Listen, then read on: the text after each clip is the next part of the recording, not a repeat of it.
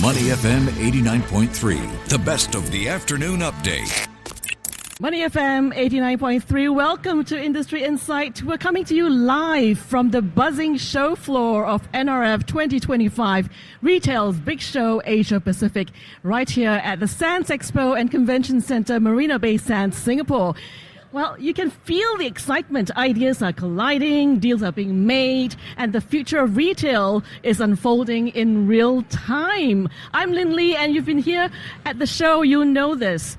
It's not just another retail expo. It's where Asia Pacific's biggest players are setting the future in motion with over 300 exhibitors and cutting-edge showcases on AI, immersive commerce and customer intelligence. The atmosphere is pulsating with innovation.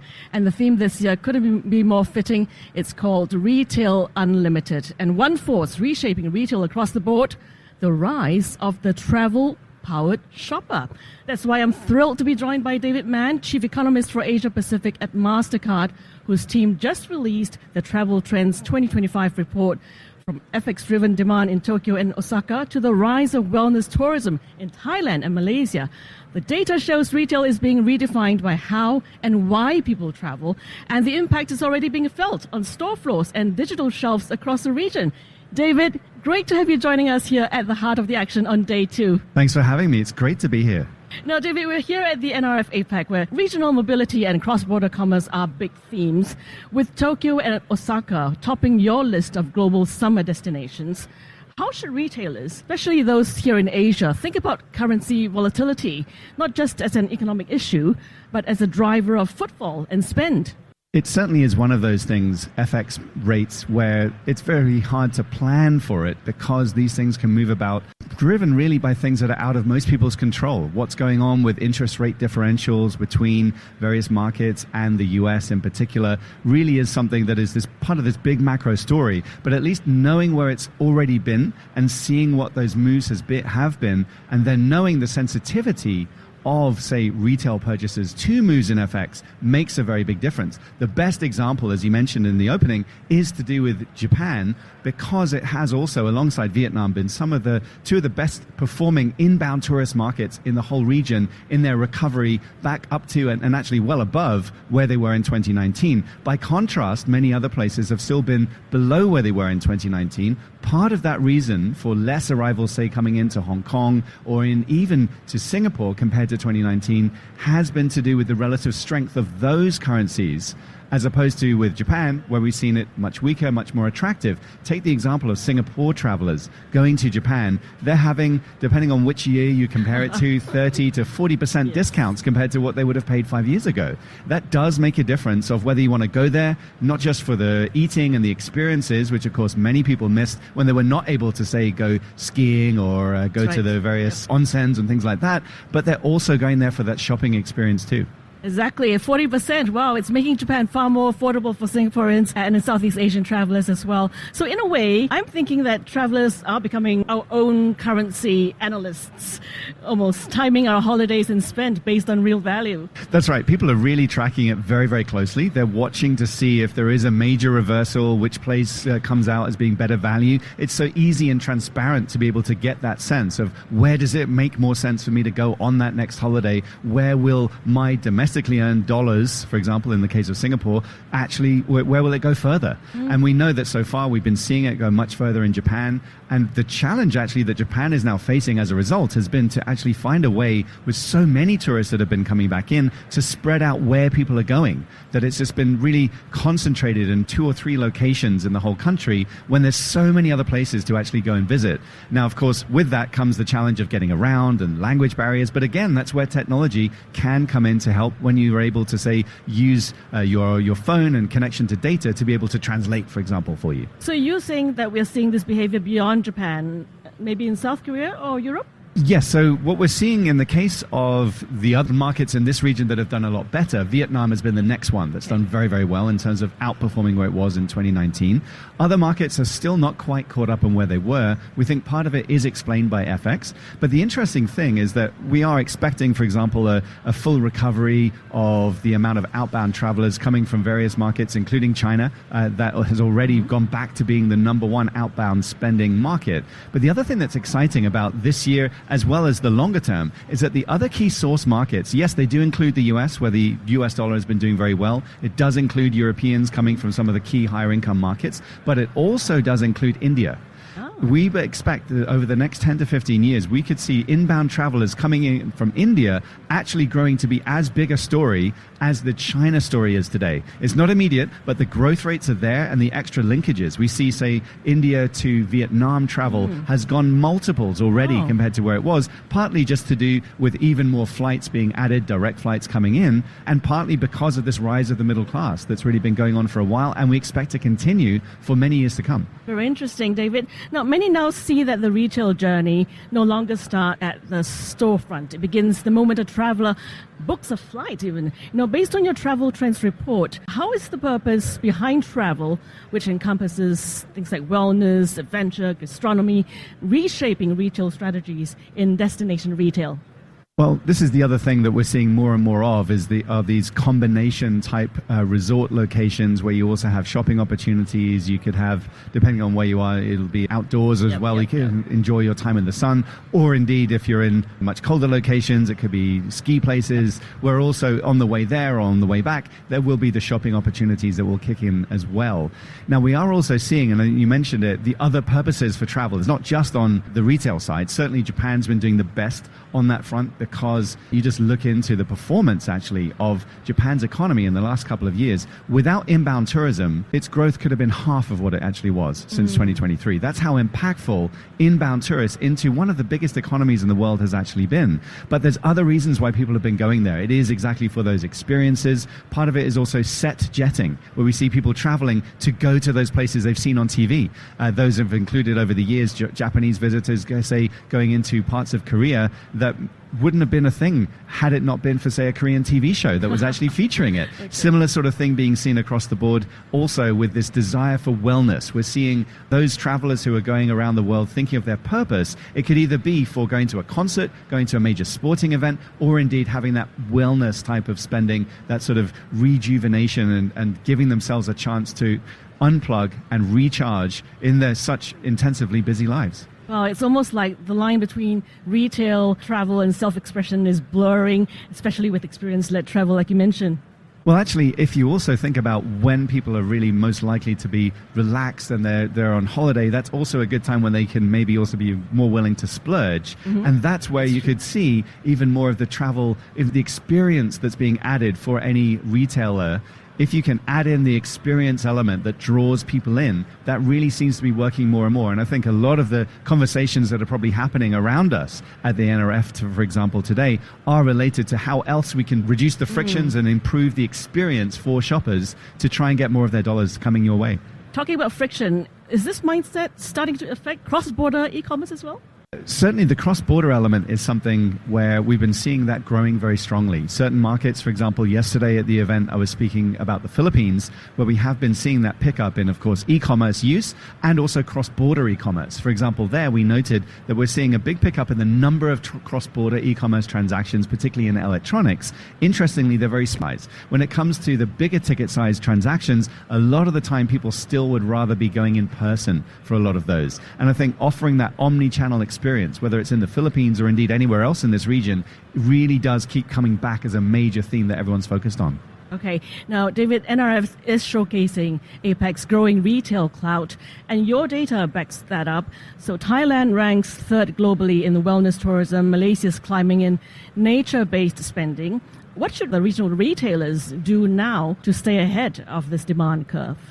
Well, this is an interesting one. When you think about people going for, say, wellness travel, making sure that you have those sort of offers at the right time of the sort of products you would want if you're going on those sort of trips, so the appropriate attire if you're going on a wellness retreat would be very different to, say, if you're going on a skiing holiday, for example. So making sure and seeing about any sort of potential for personalization and combining with, say, the online travel agents that may be providing the trip, showing those extra offers at the right time to actually take advantage at the moment when people are most interested in looking for that different type of item, particularly on apparel, that could be a good opportunity. The challenge that we've been seeing actually in the apparel space, and this has been true, I think, around many parts of the region, is that we've been noting that because actually of the US tariffs that have been implemented, we're starting, and we think we'll see more of products coming in from China at even lower cost. And as a result of that, you can see even more offers coming in for consumers. And I think this is the other interesting part, that for retailers out there could be even more special offers that could be available. And it makes sense in a world where consumers, because of the rise in the cost of living in the last several years, they're much more sensitive to the price. And when there's a good deal, they will really jump on that offer. And we see that for holiday spending, as well as indeed for any of the other types of retail environments. So do you think local retailers are ready for this shift? I think the big challenge actually has been, because so much cross-border retail has been picking up either in person or e-commerce, that for the domestic retailers, trying to find a way of drawing people in when they have that cost disadvantage in some cases, that can be part of the challenge there. But the big thing there is really of making your retail outlook a destination, somewhere that you feel you got other experiences. It could be there's other good offers on dining, because the main thing we have seen for sure since the pandemic ended has been that preference on experiences. And if you can give people that good experience, then maybe even more likely you get more footfall, they're coming through, and then they're more likely to shop as well. Too true, David. Now, at this event, the conversation is shifting from collecting data to acting on it. So how are Mastercard's travel and transaction insights helping retailers not just understand demand, but shape the way they localize product offerings or schedule targeted promotions? Well, there's a lot of different ways that you could potentially be leveraging the sort of insights that you could come from, not just, say, the Economics Institute at Mastercard, but from the broader services group in the services division of Mastercard. And that is to think about leveraging location-based data and time of day based data. So to even get an idea between, say, do you notice more time of day? Are people spending more on certain types of categories before lunchtime, or are they more likely to be buying that sort of category after lunchtime? Wow. Those kind of sort of insights of getting a sense of, okay, by time of day, have we really been seeing a big shift? One of the examples I'll give on the way that we've been using the insights is we were looking into hybrid work, trying to measure, has there been a change in the share of spending accounted for by the CBD type areas during lunch times on restaurant spending as a share of the whole, say, city's expenditure. And that share shift, and we've clearly seen it in the case of Singapore, we noted it in parts of Hong Kong, we've seen it in Melbourne, Sydney, there's London, we've seen it, New York, where there has been a drop in the share of lunchtime spending. So we look at the time of day, the category, and then look at that share as a share of all postcodes that are non-CBD, and that has clearly gone down to varying degrees, and we're seeing some of it coming back as hybrid work has changed. But that's just an example of a way that you can take a time of day as well as a category as well as a location into account to try to then figure out what would be the right sort of things to be doing. The other thing, of course, can be on, say, personalization services, where you can do hyper-personalization of trying to figure out the right offers to the right people at the right times. All of those things can be very useful for retailers trying to make sure that their marketing dollars are going a lot further. Wow, that's just gold, I think, David. That kind of insight is like turning traveler intent into shelf-level action. Is there one industry or category that's doing this exceptionally well? Well, that's an interesting one. I would say of the different industries out there where we've been, I would say, seeing some successful use, I would say in the healthcare and beauty categories, where you say go online and you may get a very different experience to if I go on that exact same website, I'll see very different things. And I think that sort of attempt of always doing a sort of A/B sort of testing. Is it working? Am I trying this with different types of people? Does it work better if we, say, make the button bigger or change its color even? Even these little things can make a difference in terms of how much people are likely to actually go all the way and finish off their shopping, say, if we're talking about in the online space.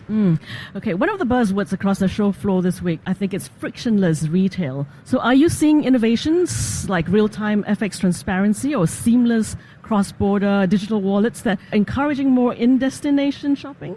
Well, I think what you're also seeing, in addition to what you just mentioned, is even the use cases of AI and having your agent actually be able to go out there and do a lot of what you're looking for you, find you the best deals. I've noticed actually on, say, the social media channels, lots more of this being publicized, where you can just send off your AI agent potentially to be able to find you what you're exactly looking for.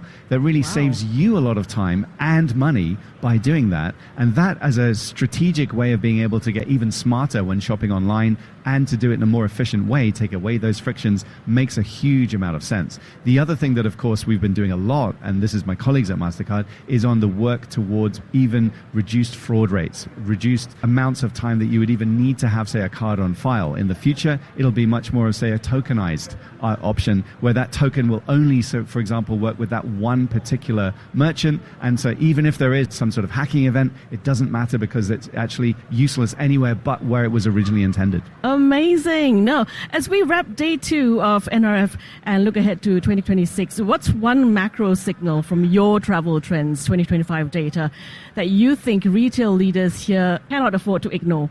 I would say the big thing that we need to be watching for when we think about travel and think about retail is really going to be that actually, even with all the uncertainties that's out there with, say, the trade tensions that were going on right now around the world, that actually there's 3 things that are positives that we should think about for consumers, and that's why there should be reason to be actually cautiously optimistic. The first one is that we've seen oil prices come down rather than up ever since early April. That's good news for consumers looking to fill up their cars, less cost of travel.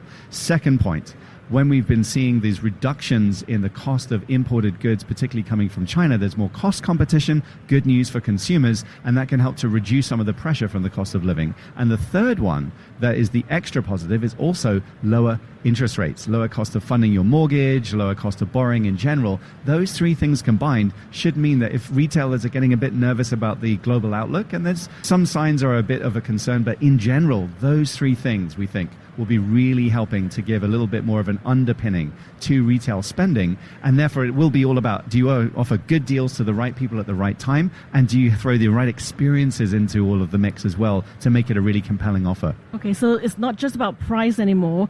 It's also about the relevance and intent. That's right. If you're offering it to just the wrong person at the wrong time, it's not going to work. And there's more and more technology that will enable people to do even more of the effective types of promotions. That's right. Very quickly before we go, if you had to pick one rising retail travel destination to watch next, what would it be? That's a really interesting one. So actually, we've been looking into, and this was actually in our travel report 2025 from the Mastercard Economics Institute on our website. And actually what we found was the previous few years of trends are persisting this year. Maybe it will change next year, maybe if foreign exchange rates move, but actually Tokyo, Osaka came number 1 and number 2 as the biggest gainer of all global bookings for the summer months of 2025. So it still is Japan doing very, very well. Some of the others are also coming up alongside that in the rest of Asia, but actually Japan has still been taking top 1. Also parts of Vietnam doing quite well. Those are the top picks for now. For next year, we'll see how the FX rates move. It could be, and we think this is the year that Singapore, for example, goes above where it was in 2019 on inbound visitor arrivals. And there's a few other destinations, including Thailand, where we think their ongoing travel recovery will also be continuing. David, this has been such a rich and fast-moving conversation, from FX trends to shifting shopper mindsets and what it all means for retail strategy. Thanks so much for being here with us at Money FM 89.3's booth at NRF APEC 2025. Thanks for having me. And here's David Mann, Chief Economist for Asia Pacific at Mastercard, sharing some really interesting insights into currency trends, travel habits, and consumer values, and how these are rewriting the rules of the way we spend. To listen to more great interviews, download our podcasts at audio.sg or download the audio app. That's AWEDIO, audio at the App Store and Google Play.